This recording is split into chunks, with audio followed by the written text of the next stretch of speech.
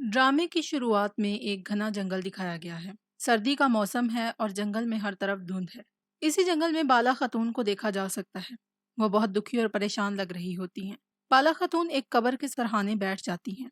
इतने में अलाउद्दीन वहां आ जाता है। वो बाला खातून को तलाश कर रहा है। बाला खातून कब्र से बात करने लगती हैं। वो कहती हैं, मेरी हलीमा, क्या तुम्हें सर्दी लग रही है? मैं आ गई हूँ मेरी बेटी। अलाउद्दीन अपनी माँ की यह हालत देखकर बहुत दुखी हो जाता है।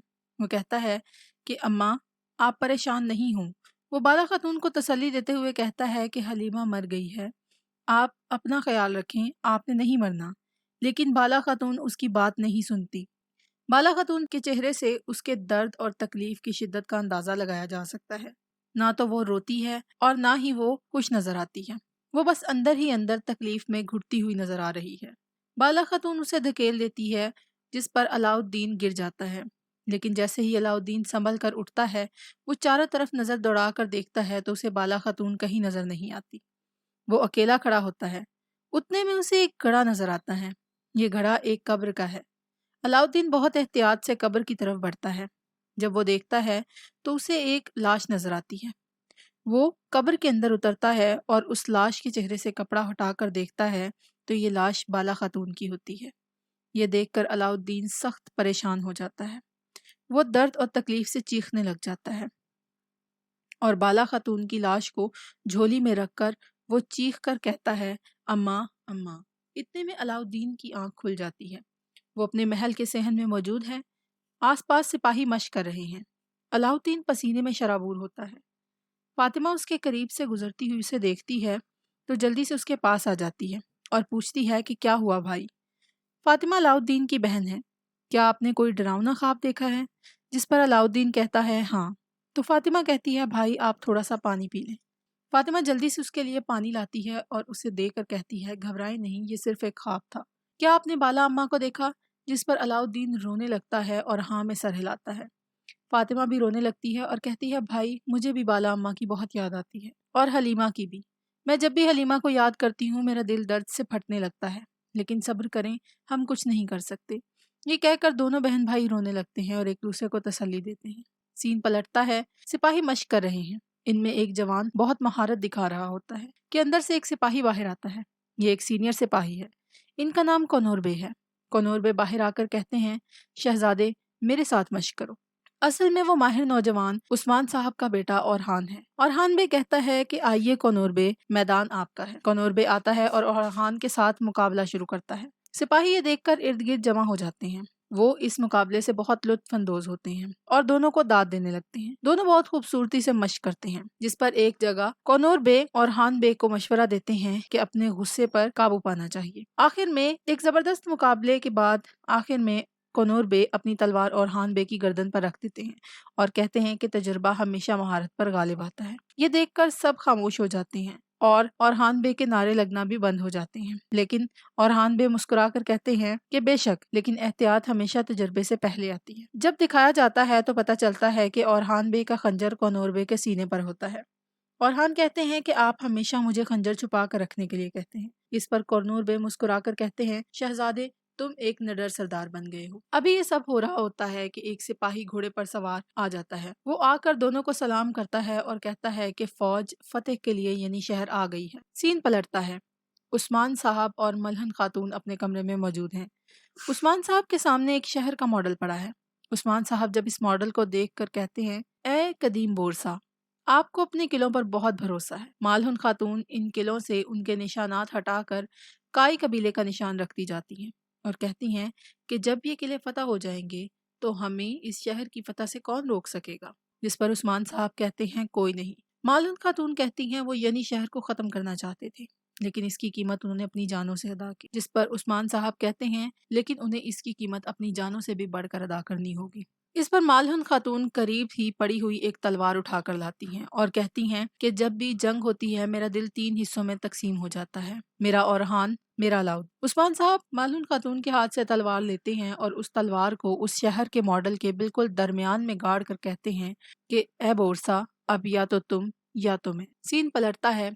ایک سپاہی باہر آتا ہے اور تمام سپاہیوں کو ہوشیار کرتا ہے کہ عثمان صاحب تشریف لا رہے ہیں۔ جیسے ہی عثمان صاحب باہر آتے ہیں تو عثمان صاحب ان سپاہیوں سے کہتے ہیں کہ میں نے کیسٹل قلعہ کی فتح کا ارادہ کیا ہے، اور وہ سپاہیوں کا حوصلہ بڑھاتے ہوئے ان سے پوچھتے ہیں کہ ایک سپاہی کیا چاہتا ہے۔ تمام سپاہی جواب دیتے ہیں وہ لڑنا چاہتا ہے، کفار کو ختم کرنا چاہتا ہے اور شہادت حاصل کرنا چاہتا ہے، جس پر عثمان صاحب کہتے ہیں ماشاءاللہ۔ ابھی یہ سب باتیں ہو رہی ہیں کہ اچانک سے ایک گھوڑے پر سوار ایک شخص آ جاتا ہے۔ اس شخص نے نقاب کر رکھا ہے۔ یہ شخص ایک قاصد ہے اور اس کے ہاتھ میں ایک خط ہے۔ یہ گھوڑے سے اترتا ہے تو برہان بے جلدی سے اس کی طرف بڑھتے ہیں اور جا کر اس سے خط لیتے ہیں۔ برہان اس خط کو کھول کر پڑھتے ہیں اور کچھ پریشان سے دکھائی دیتے ہیں۔ برہان صاحب وہ خط لے کر عثمان صاحب کے پاس واپس آتے ہیں اور عثمان صاحب کو خط دیتے ہیں۔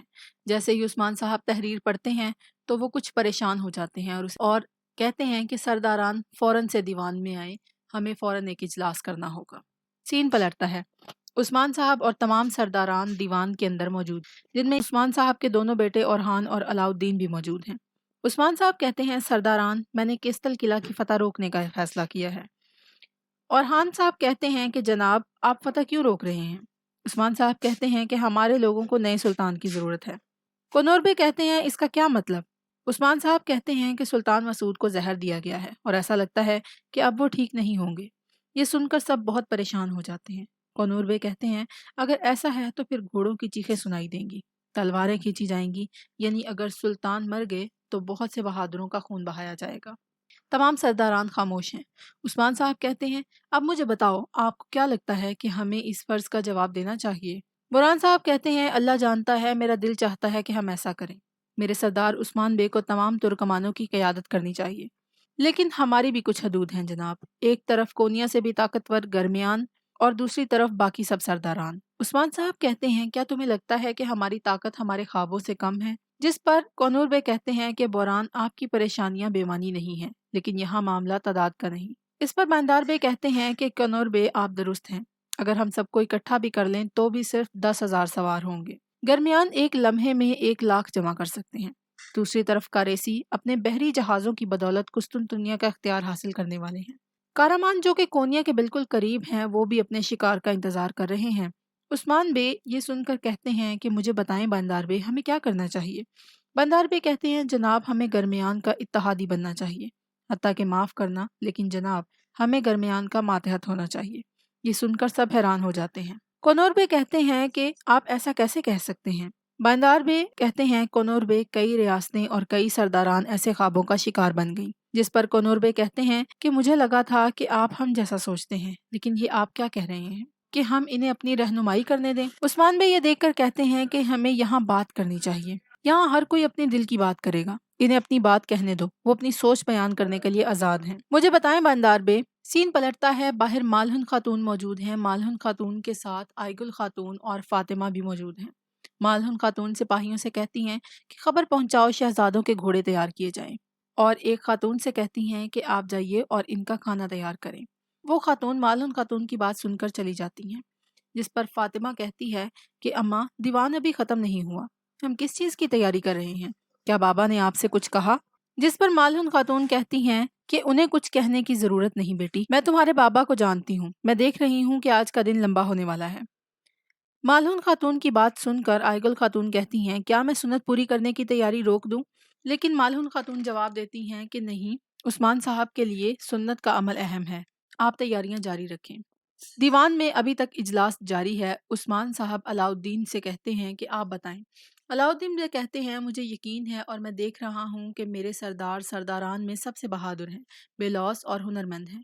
اگر ہم عوام ان کے خوابوں کو مستقبل میں لے جانے کے قابل ہوئے تو پھر ہماری ملت پر ان زمینوں پر خوشحالی کا سورج طلوع ہوگا انشاءاللہ۔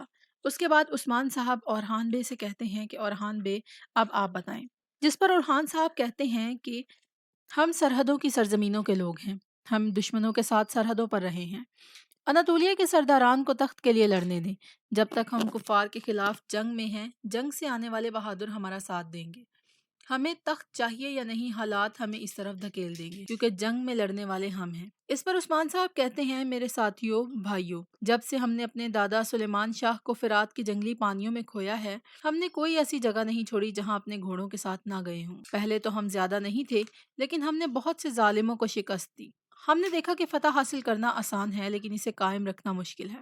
اب عظیم سلجوق ریاست ہمارے سامنے پگھل چکی ہے۔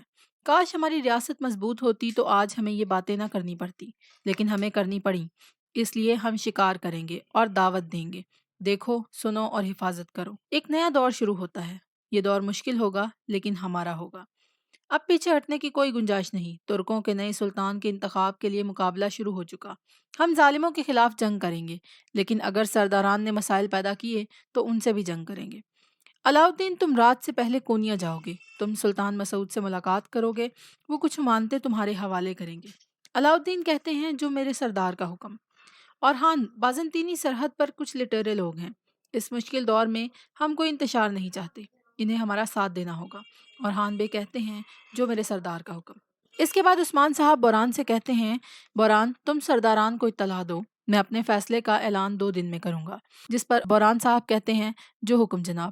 اس پر عثمان صاحب کھڑے ہو کر کہتے ہیں اب پیچھے ہٹنے کی کوئی گنجائش نہیں، محنت ہماری، فتح اللہ کی۔ سین پلٹتا ہے اور ایک بازار دکھایا جاتا ہے جس میں ایک سردار، ایک لڑکی اور کچھ سپاہیوں کے ساتھ بازار کا دورہ کر رہا ہے۔ یہ شخص بازار کی چیزوں کا مشاہدہ کرتا ہے۔ سردار اور اس کے لوگ بازار میں گشت کر رہے ہیں۔ ان کے علاوہ بازار میں 2 لوگ اور ہیں جو ان پر نظر رکھے ہوئے ہیں۔ ان میں سے ایک شخص دوسرے کو اشارہ کرتا ہے اور اسے ایک چاقو دیتا ہے۔ چاقو پر کائی قبیلے کا نشان ہے۔ پہلا شخص چاقو لے کر اپنے کپڑوں میں چھپا لیتا ہے۔ یہ سردار اس لڑکی سے بات کرتے ہوئے کہتا ہے سرحدوں کے پاس یہ بازار سب سے بڑا بازار ہوگا۔ امیر غریب دونوں اس بازار سے نفع حاصل کریں گے۔ اس پر لڑکی کہتی ہے سردار بابا، آپ کو کیا لگتا ہے ہمارے پاس یہ بازار تو ہے لیکن کیا لوگ آئیں گے؟ یہ لڑکی اصل میں اس سردار کی بیٹی ہے۔ سردار کہتا ہے بیٹی، اگر آپ سرداران کی بات کر رہی ہیں تو وہ ہمارے رشتہ دار اور دوست ہیں، لیکن اگر آپ عثمان کے بارے میں پوچھ رہی ہیں تو وہ بھی آئے گا، کیونکہ اس بازار کا بنیادی مقصد سب کو متحد کرنا ہے۔ اتنے میں لڑکی دیکھتی ہے کہ ایک شخص چھپ کر تیر چلا رہا ہے۔ لڑکی اپنے باپ کو ہٹاتی ہے اور تیر ایک سپاہی کو جا لگتا ہے۔ یہ دیکھ کر سپاہی اس شخص کا پیچھا کرنے لگتے ہیں، جن میں سردار کا بیٹا جو کہ قریب ہی ہوتا ہے وہ سب سے پہلے بھاگتا ہے اور اس تیر مارنے والے شخص کو حملہ کر کے ہلاک کر دیتا ہے۔ جب سب اس کے قریب آ کر دیکھتے ہیں تو اسے پہچاننے کی کوشش کرتے ہیں کہ یہ کون ہے۔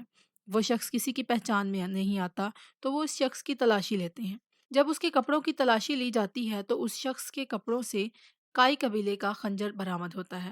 اس خنجر پر کائی قبیلے کا نشان ہے۔ سب یہ دیکھ کر حیران رہ جاتے ہیں۔ کبھی سردار کا بیٹا شدید غصے میں آ کر کہتا ہے کہ یہ عثمان نے کیا ہے، وہ اس کی قیمت ادا کرے گا۔ جس پر سردار اس سے کہتا ہے جلد بازی ٹھیک نہیں۔ اتنے میں وہ سپاہی جسے تیر لگا تھا وہ گر جاتا ہے کیونکہ تیر زہر آلود تھا۔ سپاہی فوراً مر جاتا ہے۔ یہ دیکھ کر سردار کا بیٹا اور بھی غصے میں آ جاتا ہے اور کہتا ہے کہ یہ عثمان نے کیا ہے۔ جس پر سردار کہتا ہے کہ وہ ایسا کیوں کرے گا۔ اتنے میں ایک سپاہی آ کر اسے اطلاع دیتا ہے کہ کونیا سے خبر آئی ہے، سلطان مسعود کو زہر دیا گیا ہے۔ یہ سن کر سردار حیران رہ جاتا ہے اور اس کے دل میں بھی عثمان کے خلاف شک آ جاتا ہے اور وہ کہتا ہے کہ عثمان، تمہیں معلوم تھا کہ سلطان مر جائے گا، تم نے مجھے راستے سے ہٹانے کی کوشش کی۔ سردار کا بیٹا کہتا ہے کہ بابا مجھے اجازت دیں، یعنی شہر جاؤں اور اسے تباہ کر دوں۔ سردار کہتا ہے خاموش، وہ سائے میں چھپ جاتے ہیں، ہم ان پر حملہ نہیں کر سکتے۔ وہ خنجر کو دیکھ کر کہتا ہے کہ میں اس سے اس کا حساب لوں گا، لیکن اس گھات کے بارے میں کسی کو خبر نہیں ہونی چاہیے۔ سردار اپنی بیٹی سے کہتا ہے گونجا، تم سلطان کے مرنے سے پہلے کونیا جاؤ گی، وارث ہم ہیں، ایسا فرمان ملے گا۔ جس پر وہ لڑکی کہتی ہے جو میرے سردار بابا کا حکم، اور چلی جاتی ہے۔ اس کے بعد سردار اپنے بیٹے سے مخاطب ہوتا ہے اور اسے کہتا ہے کہ محمد، جس عثمان نے مجھے مارنے کی کوشش کی ہے اس نے سرداران کو ساتھ ملانے کے لیے قاصد بھیجے ہوں گے، تم قاصدوں کو روکو گے، وہ سردار میرے ساتھ کھڑے ہوں گے۔ جس پر اس کا بیٹا کہتا ہے جو میرے سردار بابا کا حکم۔ اس کے بعد وہ سردار کہتا ہے اس وظیفے سے پیچھے مت ہٹنا، اگر زمین خون کے لیے ترس رہی ہے تو اسے بہاؤ۔